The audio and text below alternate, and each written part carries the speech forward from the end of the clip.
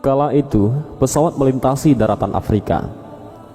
Di antara salah satu penumpangnya ada Habib Quraisy dan ibu tua yang berumur sekitar 65 sampai 70 tahun dengan berpenutup jilbab di sebelahnya. Dalam perjalanan itu, ibu tua menyapa Habib Quraisy dan menanyakan tempat tujuannya dengan menggunakan bahasa Arab yang sangat fasih. "Mau kemana Anda?" tanya ibu tua itu. "Saya akan transit ke Yordan, kemudian melanjutkan perjalanan ke Yaman," jawab Habib. "Asalnya dari mana?"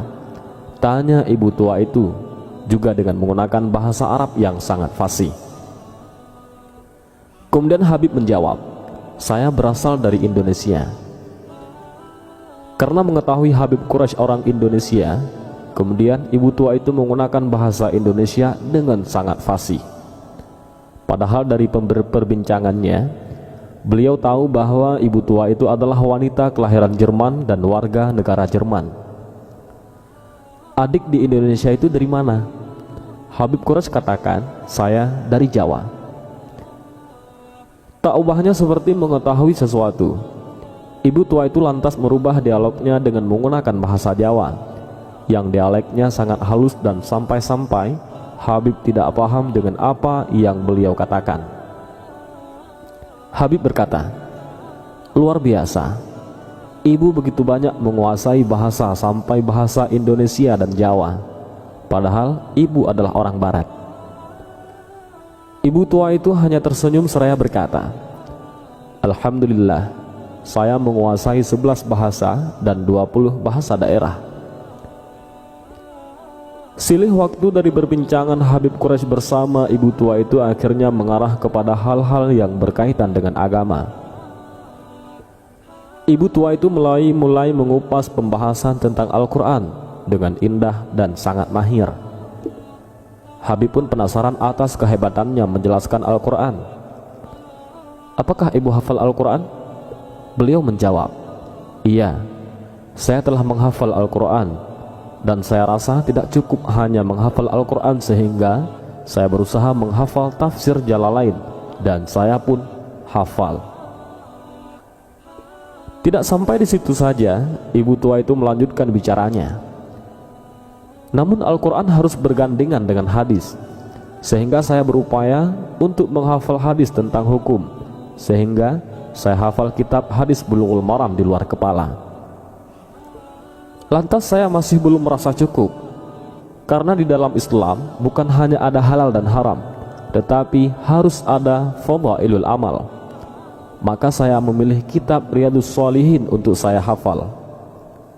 Kata ibu itu menuturkan pendalamannya tentang Islam kepada Habib Quraisy.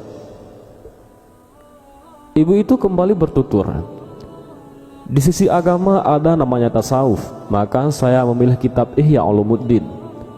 Dan sampai saat ini saya sudah 50 kali mengkhatam membacanya. Karena seringnya membaca Ihya Ulumuddin, sampai pada akhirnya bab Ajaibul Qulub saya hafal di luar kepala." Habib Quraisy kagum melihat kehebatan dan luar biasanya ibu itu. Namun karena tidak percaya begitu saja, akhirnya Habib mencoba untuk memberikan tes dari kebenaran perkataannya itu. Apakah ia benar telah menghafal Al-Quran? Apakah benar ia menguasai tafsir Jalalain tentang Asbabun Nuzul dan Qaul Ibnu Abbas? Setelah melalui beberapa pertanyaan, ternyata benar ibu itu hafal Al-Quran dan bahkan mampu menjawab tafsirnya dengan piawai dan mahir. Ketika Habib mengangkat permasalahan Ihya Mawad yang ada dalam kitab Bulughul Maram, ibu tua itu pun menjabarkannya dengan cukup jelas. Dan ketika Habib membahas tentang hadis Riyadhus Shalihin, ibu tua itu pun menyebutkan sesuai apa yang disebutkan dalam kitab Dalailul Falihin sebagai syarah kitab hadis tersebut. Dan lagi ia menjelaskan masalah psikologi hati berbasis kitab Ihya Ulumuddin pada pasal Ajaibul Qulub. Kembali Habib dibuat terkagum dan heran akan kehebatan ibu tua itu dengan menggeleng-gelengkan kepalanya. Pesawat akan mendarat di airport. Lalu ibu tua itu mengambil tasnya yang ada di kabin. Karena sudah merasa kenal, Habib pun membantu menurunkan 3 tasnya ke lantai pesawat. Namun apa yang terjadi? Subhanallah, saat ibu itu menunduk untuk mengambil tasnya, ternyata keluar dari balik jilbabnya seutas kalung salib. Seperti petir menyambar di siang bolong, Habib Quraisy menunduk lemah. Ibu itu pun tersenyum dan berkata, "Akan kujelaskan padamu nanti di hotel."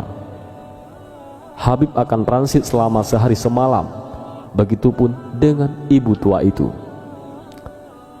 Di ruang tunggu dia tunjukkan nomor kamarnya kepada Habib dan berjanji bertemu di ruang lobi restoran. Keduanya akhirnya bertemu. Kepada Habib Quraisy ia mengatakan, "Saya bukan orang Kristen. Mengapa saya keluar dari Kristen? Karena saya menganggap Kristen itu hanya dongeng belaka. Dan kalung ini bukan berarti saya Kristen, tetapi kalung ini pemberian dari almarhumah ibu saya." Ia mengatakan bahwa ia telah mempelajari Kristen, Hindu, dan juga Islam. Ia mengungkapkan ketertarikannya mengenai keagungan yang ada di balik wahyu Allah dan hadis Nabi Muhammad. Lalu Habib bertanya, "Apa agama ibu sekarang?" Ibu itu mengatakan, "Saya tidak beragama." Andai ibu masuk Islam, begitu membaca 2 kalimat syahadah, ibu akan langsung mendapat titel ulama karena luasnya ilmu yang dimiliki, kata Habib. Ia menjawab, "Mungkin karena saya belum mendapat hidayah dari Allah." Seketika itu Habib Quraisy meneteskan air matanya dan bersyukur kepada Allah. Bagaimana orang seperti dia yang sudah hafal 30 juz Al-Quran dan hadis-hadis belum Allah izinkan untuk beriman kepadanya, sementara kita tanpa usaha apapun telah dipilih oleh Allah untuk menjadi seorang muslim? Adakah yang tahu betapa mahalnya hidayah? Setinggi-tinggi ilmu, seluas-luasnya pengetahuan, sedalam-dalamnya pemikiran, dan sekuat-kuatnya hafalan 30 juz Al-Quran dan hadis tidaklah mampu menggapai hidayah. Karena hidayah itu adalah datangnya dari Allah. Sebagaimana hambanya masuk surga karena rahmatnya, tidaklah cukup hanya menghafal Al-Quran dan hadis. Demikianlah kisah luar biasa ini. Semoga kita dapat mengambil ikhtibar betapa bersyukurnya kita dianugerahi iman dan Islam. Tinggal bagaimana kita mencari dan mempelajari Islam secara kafah. Dan semoga kita termasuk golongan orang-orang yang husnul khatimah. Dan ibu tua itu bernama An-Mari Shimmel, yaitu ahli terkemuka dalam literatur Islam dan mistisme ataupun tasawuf. Beliau dikenal memiliki ingatan fotografis dan beliau berkebangsaan Jerman. Dan beliau juga seorang profesor yang mengajar di 3 universitas terkenal di 3 negara yang berbeda. Beliau wafat pada tahun 2003 di usia 80 tahun. Dan entah bagaimana akhir kisah tentang keimanannya di sisa akhir hidupnya. Wallahu a'lam bishawab.